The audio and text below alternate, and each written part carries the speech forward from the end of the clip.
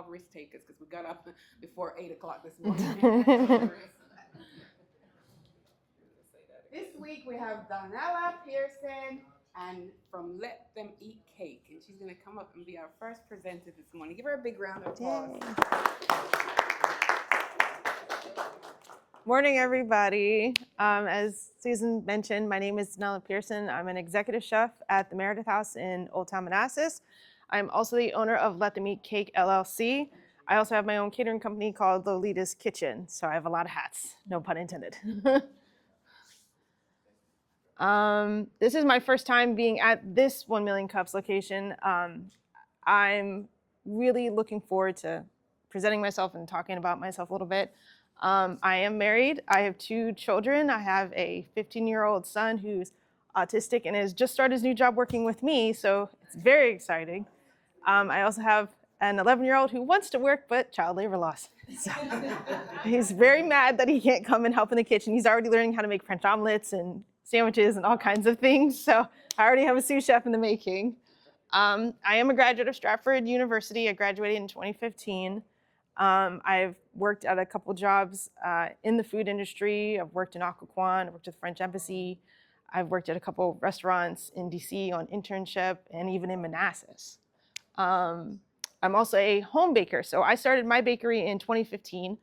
I originally used to be a preschool director, and I realized I have a love for cooking that I decided to go to culinary school. So I was a director and going to school and had a newborn. So that was insanity. I also love cooking. My grandmother ignited my passion for making food. I used to make the Betty Croc's box cakes, and I would try to make my frosting, which obviously everyone fails at that at first. But I just kind of kept it going. She encouraged me to watch a lot of Food Network, a lot of cooking shows in general, and I read so many cookbooks. It's ridiculous. I have a library in my house of books. I also dabbled in private chef catering. So I started in 2022 my savory side. So initially when I went to culinary school, I focused on savory. But in our area or in Virginia, there isn't a lot of flexibility to be a private chef at home, or there's not much guidelines, but there is a cottage bakery law that allows you to cook from home and sell your products. So that's where I started. And I've kind of tried to expand myself into the community, and it's working out really well. I compete in a lot of competitions, which I've run several. I have another one coming up in the fall for the Stonebridge Chili Cook-Off, which I've won 2 times in a row. I'm trying to win number 3. I'm competitive. But I've also won the USO Barbecue Battle in DC. I've also been on TV. I've been on NBC4 a couple times. They've gotten to point the name of my name now, so that's kind of cool. But I tried to stay humble. I tried to answer any food questions anyone comes to me and asks. I try not to go shopping with my chef coat, which is hard. Because as soon as they see you in a jacket, it's like beeline, a million questions. Couple problems I have with my business. Catering services. So the tricky part is getting noticed. And I've somehow found a way around that a little bit. I do have a recent sponsorship with Laconico Olive Oil. I'm not sure if anyone knows about them. They're a well-known olive oil distributor. They process their olive oil from Greece, and they have a lot of infused olive oils and vinegars. And I've done a lot of cooking classes for them, as well as private events. So they're my first sponsor I've got, or second sponsor. I also do private dinners for Meredith House. Food for strategic meetings and image enhancements. Trying to hit a certain point of customer base. I realized that I have reached somehow fine dining. I find that surprising for myself because I still feel humbled at what I do, because I try to make it flexible for everyone to still have the enjoyment of a private chef in their home and it doesn't break their bank, which has been a little tricky with the food costs and dealing with certain food epidemics like E. coli, salmonella, and now with the cyclospora problem, it's been a little bit of a tackle. But I also specialize in custom cakes, so I'm also an artist, like Susan. I studied at George Mason and studied fine art. I do oil paintings, but I still want to continue my passion for art, and I found a new vessel, which is cakes. So I do a lot of sculpting, a lot of 3D cakes, a lot of painting on cakes. So it's something I really love doing. I also love teaching. No, you're good.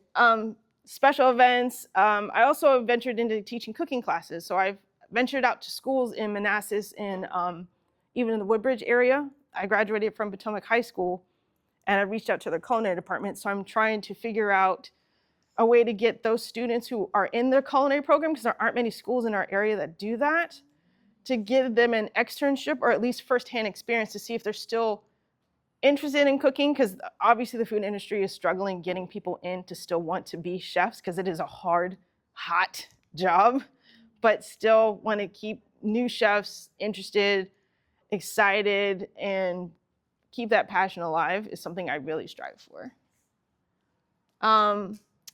Revenue strategy, selling custom cakes and pastries, preparation for customized meals, and catering for all fees. So the real struggle is with the economy going up and down. It's really hard to find a sweet spot where people can still get that custom Pinterest cake, but then I can still make a profit. So it's been really tricky with, I still have my prices for what they are, and my husband can contest to this, where I'll even be nice and give people discounts, which is probably the not wisest decision, but I also still want people to still be able to share that. And I noticed that being connected to the community and being flexible with, even if it hurts me a little bit, has helped me a lot, because word's getting out. I've gotten to the point where I'm number 8 in the area of a bakery, and that's like right up there with local grocery stores. And it's funny, I still have people drive up to my house and expecting a storefront, and I'm like, I'm home-based. They're like, how? Like, I'm number 1 right now on Google, but I'm like striving for excellence, and I'm really trying to figure out, should I move to brick and mortar? Should I still keep going with what I'm doing? So that's like a constant struggle for me. I'm gonna go through this as fast as I can. What is your value proposition? What do you offer? I offer unique and customizable menu. I try to also adjust people's dietary needs. That's a constant problem in the food industry. Is it gluten-free? Is it dairy-free? Is it vegan? Does it have high protein, low protein, all kinds of additives in different unique styles that I've read books and tried different techniques and researched on my own to be flexible. Multiple styles of cooking, catering for all occasions. I've done so many venues. I think the biggest venue I've done is served 800 people. And I have had a couple burnout moments, but I'm still going, so hey. Classes. I've been asked multiple times for lessons on how to start a home bakery, how to just bake scrambled eggs, how to just make cookies, something. And that's something I realized it's kind of circling back to me being a teacher. I used to teach kids how to make simple things. We used to make pudding. We used to make little fruit tarts. We used to make little pastry, no-bake desserts. So that's something I'm realizing. Even adults are coming to me asking me, like, hey, do you teach classes how to make cheesecake? Because I love cheesecake. Who's your ideal client? Corporate groups, because that's usually where the money is, to be honest. Couples, I love cooking for couples. It makes it more intimate and private. I have to go through this quickly. Group retreats, high-end entertainment. What is the unique value I provide? Quality, consistency, dependability, and professionalism. And what different, can't pronounce that word. Thank you. Personal relationships, reliability, hospitality, and creativity. So, challenge question. How can I maintain top of my game trajectory and compete with high-level restaurants? That is a real problem, being a private-owned business. So if anyone can help me with that, I would greatly appreciate it. Any feedback? Yes. Sounds like you have a hard time saying no. Yes. And I would say you should get someone who has the authority to tell you no if you can't do that for yourself.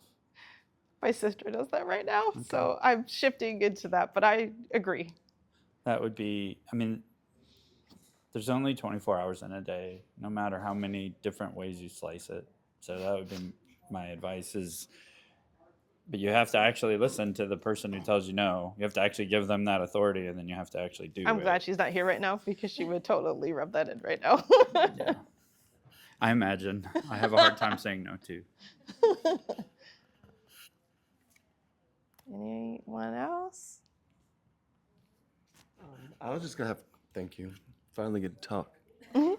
I was gonna ask you a question about what are you doing for your marketing campaigns? Are you doing anything at all with that? Yes and no. So I have my husband, who's Paul, right there. He is mostly focusing on marketing. Paul? He helps Okay. with my web design as well as social media, and really gets on me about making sure I post a video every day. Like I said, I'm trying to venture into YouTube, which is probably another thing I'm putting on my plate, but more so advertising for events, festivals, even this today is something that he helps with. Yeah, I would strongly suggest doing the YouTube thing. People want to watch it. I'm shy. You don't have to do anything. You can just sit there and do your thing. Might be off camera even for a lot of it. People will come. Okay. Dennis. I highly recommend you look up an organization called SHRM, which is a human resource society, because human resource directors are constantly looking for events for large companies, and having you come in to do something for a corporate event would be kind of cool, especially Okay. during their lunch hours. Okay. Yeah. And I'm sure they probably want to have you come teach how to cook as well. How to make a sandwich on your lunch break? All right, I got a couple. First of all, you're fantastic. You're amazing. I was hoping you'd bring desserts today, Oh no, yeah, I'm sorry. but we're gonna let you slide. We're gonna let you slide. I'm sorry. I had to draw a line somewhere. So, if you don't know the numbers, that's fine. But do you know what your margin is on the cakes versus the dinners and catering? Like how much profit wise? Yes. It varies on season with the cakes, and then catering is starting to take off. So like the lowest I made is about 1,100. The highest I made is about $5,000 a dinner. Okay, so here's the. I think you want to get into the math, because I think you need to pick a horse to ride. Because I see bakery and then private dinners and catering. Those are two different businesses.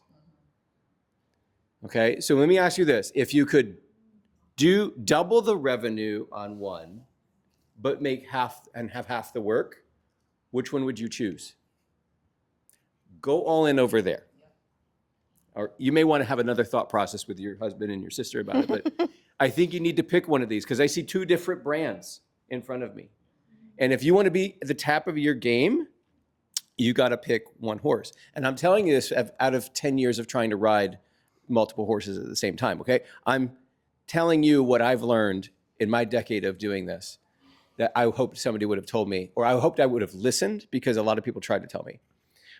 The other piece I would encourage you to think about, and this is maybe a longer conversation, is figure out the value of 1 unit of time. And a unit, I like to first break it down by hour, okay? And you can look at it as, what is your total expenses? What do you add up all the things that you pay every year on an annual basis, and then divide it by the number of hours you want to actually deliver work, okay? So that's not 40 hours a week, that might be 20. What is the number of hours you're actually delivering? Okay, and that's how much do you need to make per hour just to be broken even. Then you need to add what you want to take home on top of that. And then you're going to start to realize that's going to be $250, $300 an hour of your time. And that's the number you start to work into on how to set up your pricing. Does that make sense? Yes. Okay, I'll stop there. Anybody else? We can go on to the next question.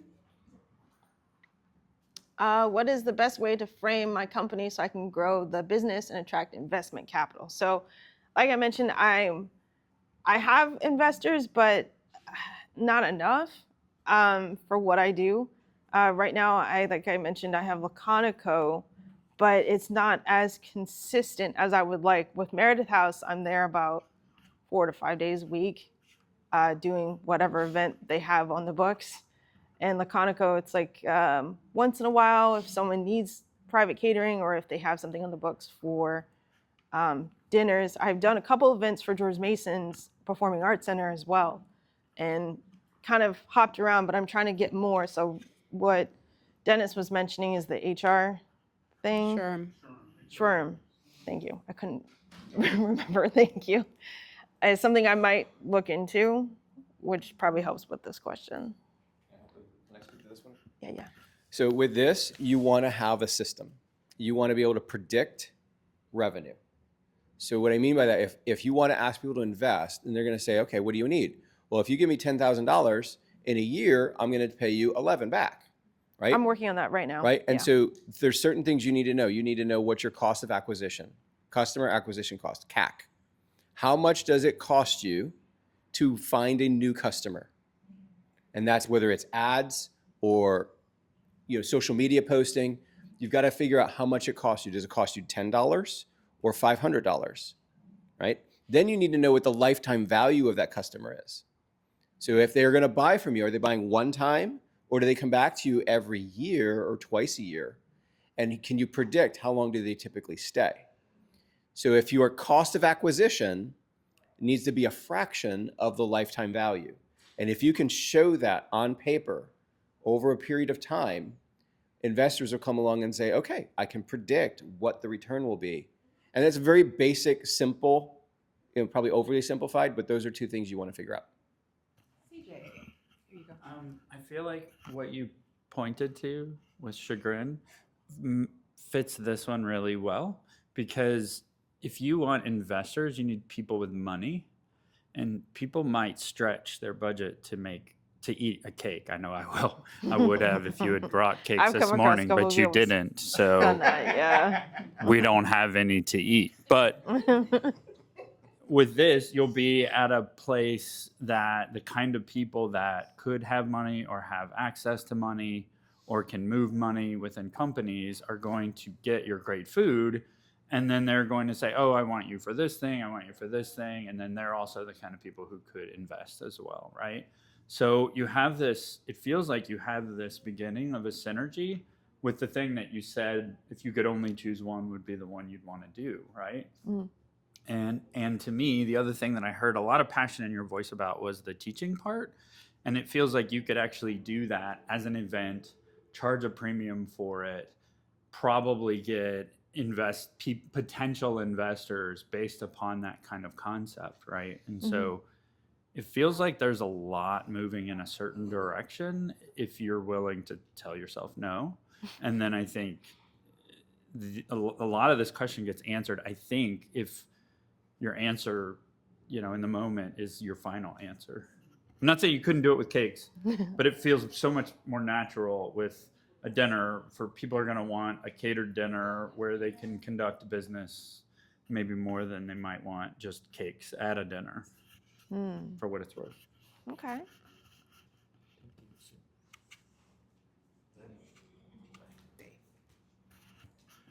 To the first part of the question, best way to frame your company, not necessarily your company, but in terms of you as the individual. Something you said earlier about sometimes you give discounts and maybe too often, but that speaks a lot about you as a person.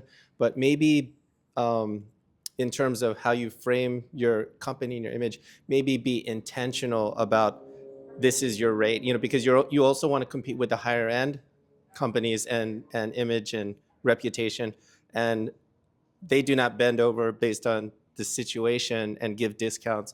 I know it seems hard, but maybe be intentional about this is my rate if you're designing part of the business that competes with those higher company qualities, higher level companies, but then also be intentional about you set aside some of your business to possibly give discounts, and that way you feel in control of how you're designing your image and your reputation, rather than being pushed around. And because you're such a nice person, you do give those discounts sometimes, but maybe just be intentional about both directions. Okay. Yep. Thanks, David. Anybody else? I wanted to add to that too. Thank you. Yes, your work's beautiful, by the way. Thank you. So, coming from a firm that's been around for 30 years and our pricing hadn't changed in about 30 years, and we had to change that, and seeing how a lot of our older team members, like not as an age, but like the ones who've been around for a long time, it was hard for them to change out of the payment. Like, our people are going to leave, they're not going to stay. And they were very, very shocked. Don't ever discount yourself, because you're not discounting for them, you are discounting what you do, and what you do is important.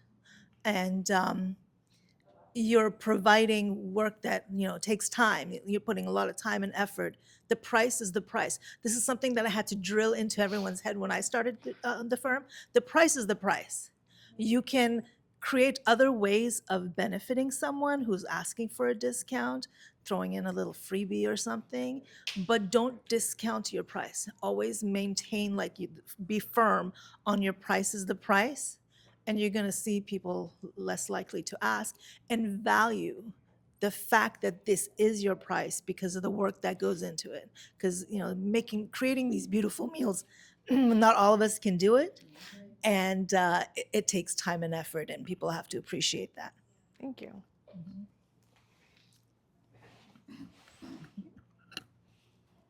Greg.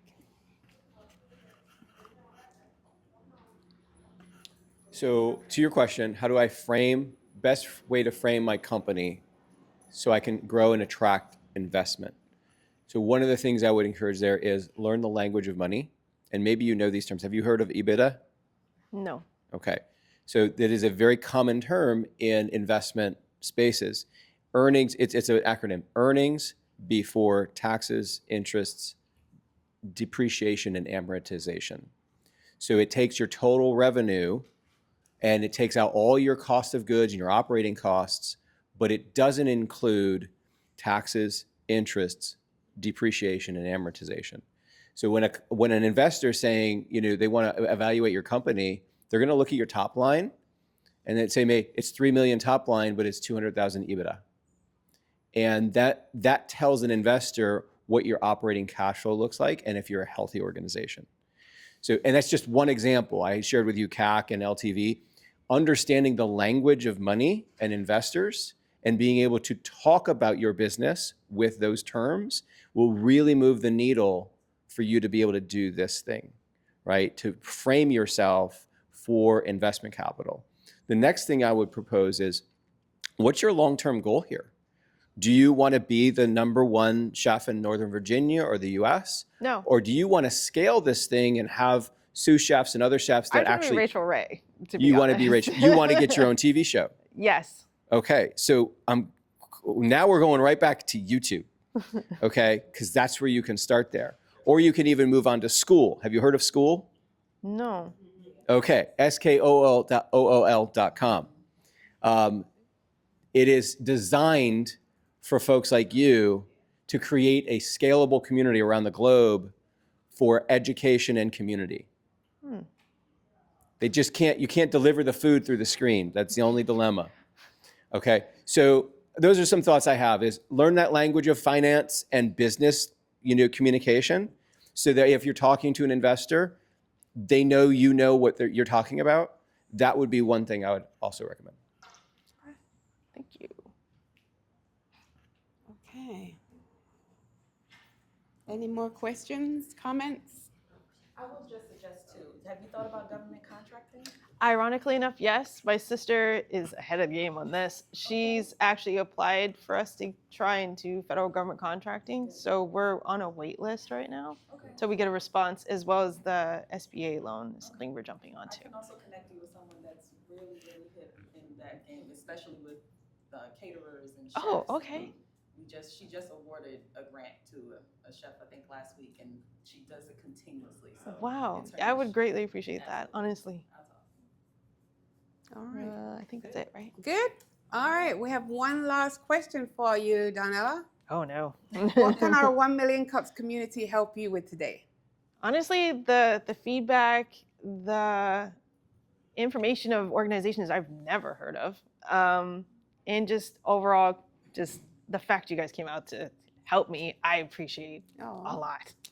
Well, we appreciate you. And I actually have known you since 2016. Yes. When you worked No, at Girani Coffee Shop, right? When you was just coming out of yeah, I was on culinary my school. externship for Stafford. And to see you just grown so wonderfully. You've done an amazing job. I said I was competitive. I'm not joking. Yeah. You're quiet. You're gonna She's see a me quiet on TV. storm. Yes. You guys are going to Just see me on watch TV out. one day. Yeah. You'll be like, I know that person. Thank you so much. We Thank appreciate you. you. Give her a round of applause. Thanks, guys. Thank you.